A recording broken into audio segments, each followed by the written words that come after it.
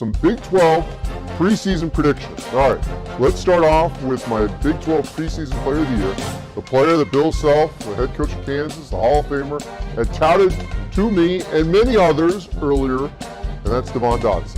I think Devon Dotson will be the Big 12 preseason player of the year and in the postseason. And I think there's a good chance that, once again, Kansas will resume winning the Big 12 after a one-year hiatus of not winning it, as Texas Tech and K-State won it last season. All right, for the freshman of the year, I'm going to go to Texas Tech. Jameis Ramsey had a big summer for the Red Raiders on their tour down in the Bahamas.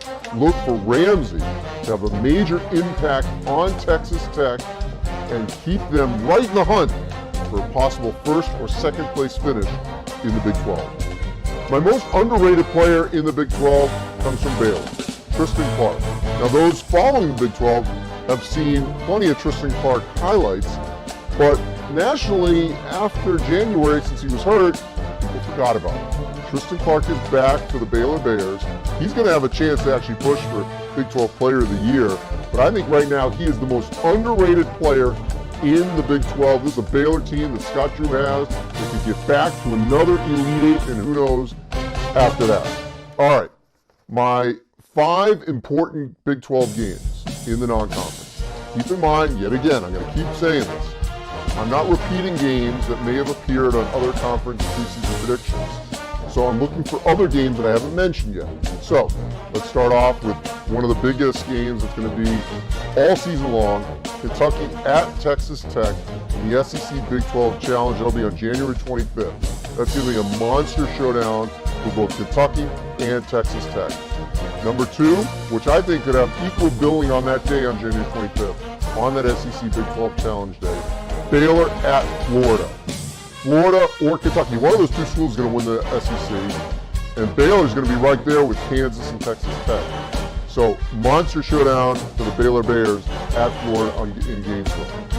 Seton Hall at Iowa State.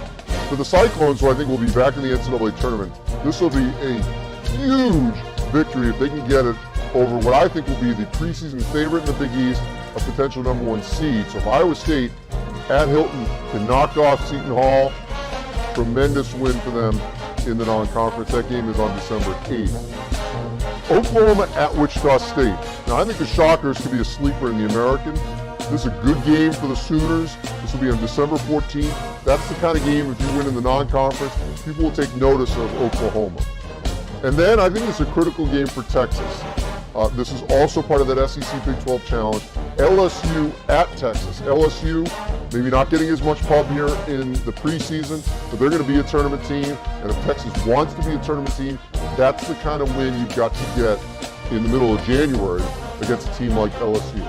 And my bold prediction is, yet again, we're going to see this in the Big 12. I think come February, 8 of 10, at least 8 of 10 of the Big 12 schools will feel like they have a chance to get into the NCAA tournament. I'm not saying all 8 are getting in, but I think at that point in the season, 8 of the 10 will feel like they're still in contention for an NCAA tournament berth.